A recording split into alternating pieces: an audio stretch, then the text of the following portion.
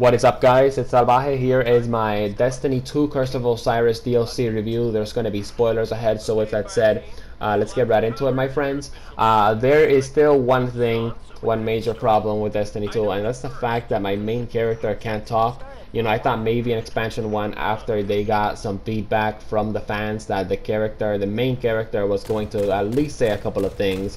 Long story short, it doesn't, and it leads to a really just terrible cutscene where Sagira just stops being your ghost, and then you see your character doing like hand signs and stuff, and he's just not speaking. Like I was kind of disappointed with that cutscene, honestly, and I really wish my main character could speak. You know, just forget about Nolan. No offense to Nolan nor for anything. I feel like he does a great job. It's just the writing of the ghost that makes it very cringeworthy. But you know, just forget about a lot of ghost dialogue and just put dialogue onto the main character. Okay, like I said on my Destiny 2 review, you know, in Destiny you're this, you know, great legend. You're like a legend that, you know, has saved the universe multiple times, but for some reason in Destiny 2 you can't talk, even though you're like the most overpowered person in the universe, since you basically single-handedly just overcome any of the challenges that are given to you.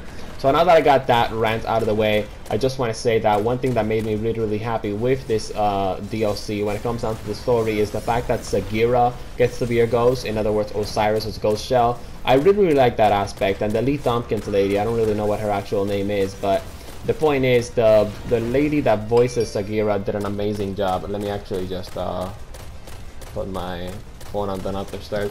But yeah, the lady that did the voicing for Sagira was just amazing. She did a really good job. I hope she comes back as, of course, a returning character in the Warman expansion in some sort of way. I don't know, man. I feel like she needs to be a part of the Destiny universe. All right, she did a really good job with the voice acting.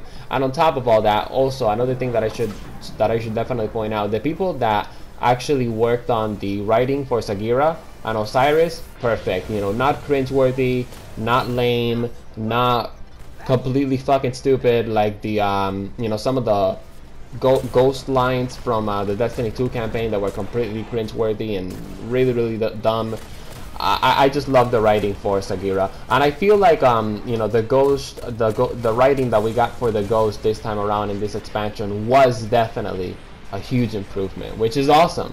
You know, I really don't want to hate my ghost. He's one of the most important parts of being a guardian, but the point is the writing for it is like, do they think I'm like a 5-year-old? Because I feel like that's what they think. Oh, you know, let's just do some writing that some 5-year-old's gonna think it's funny. Like, we're grown-ups, all right? This is a rated T for teen game. This isn't a game that's rated E for everyone, or E12, E10, I mean.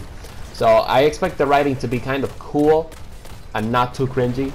Okay, so that's basically just the story. I was very happy with the story. The final boss fight was super amazing. I know I said there's going to be spoilers ahead, but I don't want to talk about the final boss fight because chances are that maybe some of you guys haven't done the final boss fight.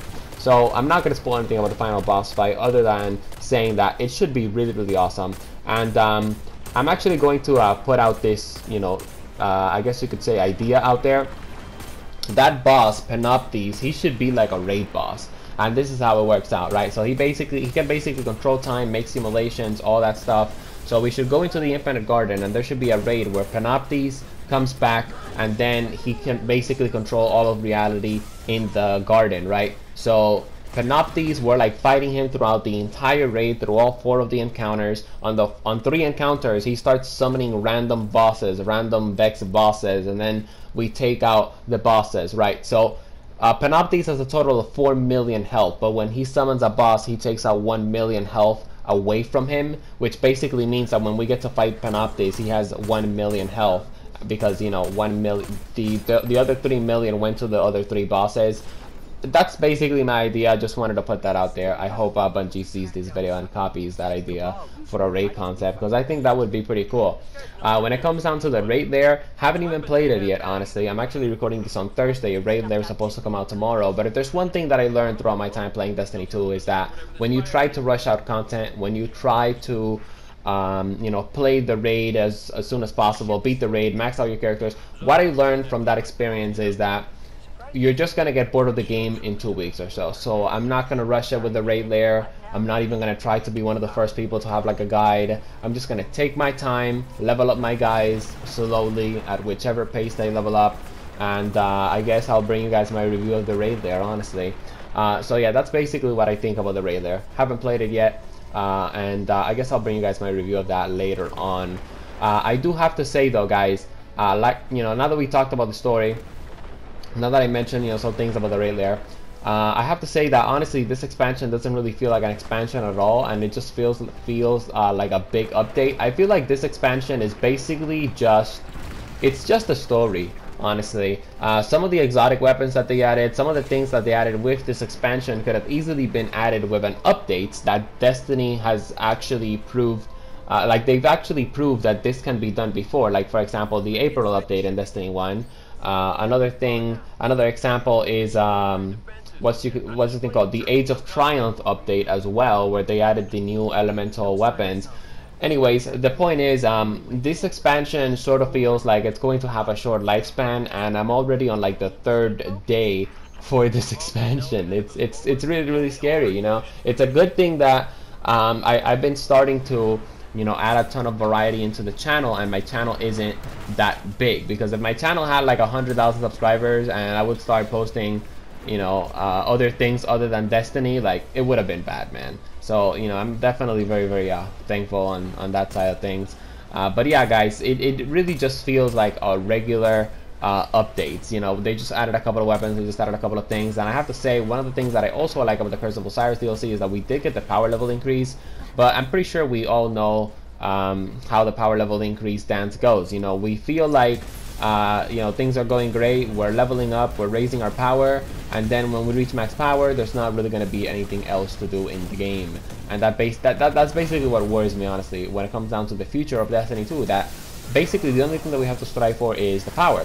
Now, there are these new ornament thingies for the Crucible, and, you know, for Vanguard and the factions and all that stuff. I'm really looking forward to seeing how that's going to sort of impact the end game. I really want all of the ornaments for the Crucible armor, since I am a pretty decent casual Crucible player. But with that said, you know, I have to say that this expansion kind of feels, you know, sort of like a big update. You know what I mean? Like, we should get this type of thing like every 2 months into Destiny 2. You guys get what I mean? Like, right now we got this quote-unquote Curse of Osiris DLC. Well, on February, what, January, February? Yeah, on March, I mean, we should get another sort of big update like the Curse of Osiris DLC. And then 3 months after that, another big update, okay? Because basically all they did is they just added a couple of exotics, they slapped in a new story, and they just said this is an expansion, right? All they have to do is not put in a story, add a couple of exotics, increase the power level, increase the power level of activities, and that's pretty much it, right? Another thing that some players are talking about is, you know, if you didn't buy the expansion, you can't do prestige mode type content. Then again, nobody really cares about prestige mode type content. But from another perspective, the rewards for prestige activities are going to improve. With that said, though, I actually do think that this is honestly just kind of normal, you know, nowadays, but in 2017. So I kind of saw this coming, honestly. Honestly, to be pretty blunt with you guys, I actually got Destiny 2, the expansion pass for Destiny 2, because I know I can make some videos on it, and I know maybe I can make my money back, sort of, and like that I also have something to play. But for the most part, if you guys are on a budget, I would recommend that you spend the $35 elsewhere. You know what I mean? If you're into PC gaming, maybe spend those $35 into, you know, getting a game for a discount. Or maybe you want to save up those 35 bucks and maybe put it in towards loot boxes in Overwatch, or, you know, something that you're going to spend a lot of time on. Because I definitely have to say 35 bucks for what feels like a $10 expansion, honestly, really isn't worth your money, in my opinion. I say put the $35 elsewhere. Even if you're a hardcore Destiny fan, honestly, I still think this expansion is not worth it. It just added a couple of things, increased the power level by a little bit, and that's it. This should be honestly like the norm. Like I said, every couple of months we should get a power level increase and a couple of new activities, maybe a new strike, maybe a couple of quests. And that leads me to my last point when it comes down to this Curse of Osiris sort of DLC review. You know, in the Taken King and in Rise of Iron, we had these quests, right, that would give us exotics and all that stuff. And in Destiny 2, we don't have that for some reason. Like, where is the quest screen? where is all of that? I thought we were gonna get it with this expansion maybe, but we basically didn't, which again just goes to show Destiny 2 has taken a couple of steps forward, but it's taken a lot of steps back. Where is strike specific loot? Where is heroic strike modifiers? None of that stuff is still in the game. Honestly, in my opinion, I have a lot of faith in Bungie, and I understand that, you know, they're struggling to keep up with the demands of this game, but they had 3 years to prepare for this game, and honestly the state of this game is kind of unacceptable. Okay, I can tolerate it because, you know, I was able to, you know, afford the expansion and all that stuff, but for a casual player, what they're getting with Destiny 2 is honestly a ripoff. Okay, I love Destiny 2. Luke Smith is an awesome dude. Mark Noseworthy, awesome dude as well. Wish them nothing but success, but the state of Destiny 2 is in danger. Honestly, there are way better games out there. Let me give you guys some recommendations for some better games out there than, you know, some better games than Destiny 2 and the expansion packs combined. We got Fortnite Battle Royale, a free game. We have PUBG. We have Overwatch. We have Hearthstone. We have Rainbow Six Siege. All of these other games, way better than Destiny 2 with the expansion pass combined. Oh, you want a game that's free to play. You don't want to spend any money on it, and it's almost like Destiny 2. Why don't you try getting into Warframe? It's free, and it's not going to cost you 60 bucks plus a $35 expansion pass. Like, guys, you know, as you guys know, I've been supporting Destiny 2, but I'm going to be honest with you guys in this Curse of Osiris review. This is me being honest. This isn't me being rude or a critic or negative, none of that stuff, okay? Honestly, I've had enough. I wanted more from this expansion, and what I got was a big update. I'm okay with it, but I know a lot of you guys, a lot of casual players are not going to be okay with it, and I'm speaking up for those people in this video. If you guys like this video, drop it a like, subscribe to join the Salvajee cartel, and I'll be seeing you guys on my next video. Peace out, and thank you very much for your time.